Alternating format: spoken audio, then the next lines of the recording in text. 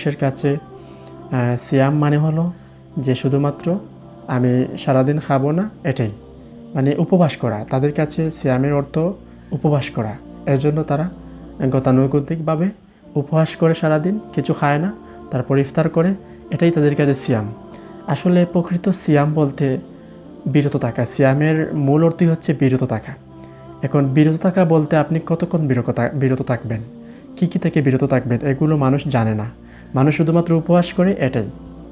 আসলে আপনি সুবহ সাদিক থেকে সূর্যাস্ত পর্যন্ত যাবতীয় অপকর্ম থেকে বিরত থাকার নামই হচ্ছে সিয়াম। প্রিয়সুধী, আমাদের প্রত্যেকের একটা কথা মনে রাখা উচিত।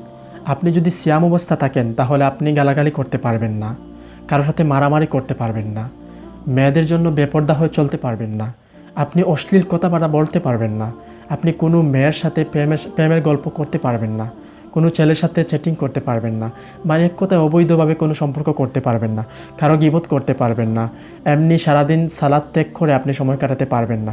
আপনাকে অবশ্যই, যদি আপনি সিয়াম অবস্থা থাকেন, তাহলে সুবহ সাদিক থেকে শুরু করে সূর্যাস্ত পর্যন্ত সকল প্রকার অবৈধ অপকর্ম থেকে বিরত থাকতে হবে, এবং এই বিরত থাকার নামই হচ্ছে সিয়াম।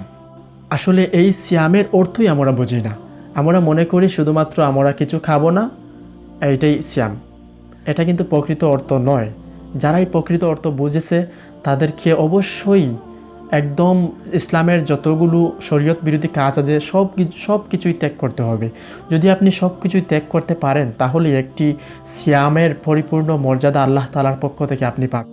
আল্লাহ তাআলা অন্য কোনো ইবাদত নেই যেটার পুরস্কার স্বয়ং নিজের হাতে দিবেন, কিন্তু আল্লাহ তাআলা উল্লেখ করেছেন সিয়ামের পুরস্কার স্বয়ং আল্লাহ তাআলা নিজেই দিয়ে দিবেন। এটা অনেক গুরুত্বপূর্ণ আল্লাহর কাছে সিয়াম, কারণ এই সিয়ামের মাধ্যমেই কে তাকওয়াবান, প্রকৃত তাকওয়াবান, আল্লাহকে ভয় করে সেটা কিন্তু বোঝা যায়। আপনি এই সিয়ামের মাধ্যমেই তাকওয়া অর্জন করতে পারেন, আল্লাহর প্রিয় হতে পারেন, গুনাহের যে অভ্যাস আছে সেই অভ্যাসটা ত্যাগ করতে পারেন। একটা সহজ সুন্দরভাবে আপনি যদি প্ল্যানিং করে থাকেন তাহলে এই রমাদান কেন্দ্রিকভাবে আপনি যদি চলেন সুন্দর করে, তাহলে আপনার যে গুনাহ আছে সেই গুনাহটা ত্যাগ করতে পারবেন। যেমন আপনি সিগারেট খান, এখন সিগারেট খাওয়াটা ত্যাগ করতে পারতেছেন না।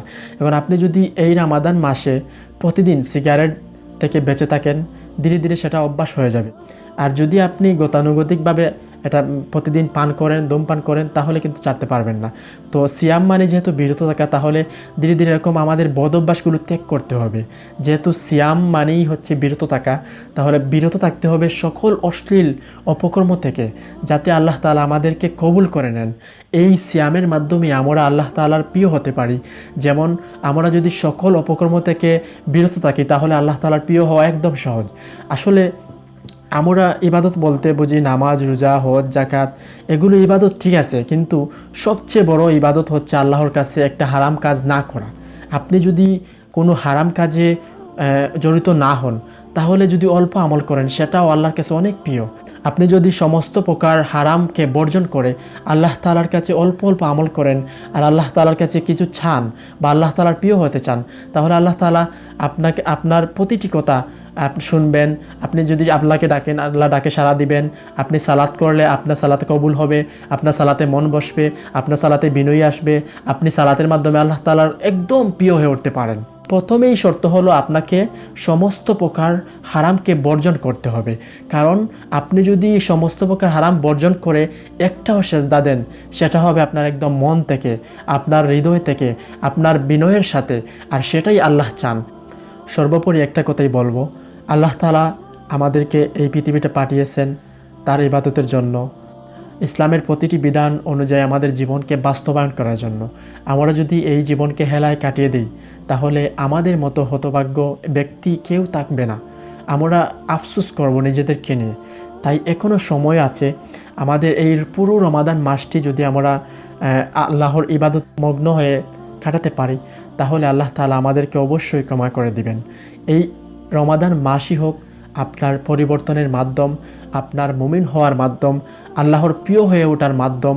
এই রমাদান মাসটি হচ্ছে সুবর্ণ সুযোগ আল্লাহ তাআলার প্রিয় হওয়ার, আল্লাহ তাআলার কাছে প্রার্থনা করার। আপনার যত ইচ্ছা, চাহিদা, স্বপ্ন সব কিছুই যদি আপনি আল্লাহ তাআলার কাছে এই রমাদান মাসে সালাতের মাধ্যমে বলেন তাহলে আল্লাহ অবশ্যই শুনবেন এই রমাদান মাসে আপনি যদি প্রকৃত মুমিন হতে পারেন তাহলে এই রমাদান মাস আপনার জন্য সাকসেস সফল হবে।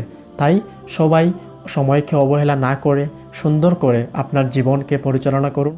এই রমাজান মাসে আপনার সময় কাটুক ইবাদতে, এবং আল্লাহ তাআলা যেন আমাদের সবাইকে সকল প্রকার অপকর্ম থেকে বিরত থাকার তৌফিক দান করেন। আমিন ইয়া রাব্বাল আলামিন।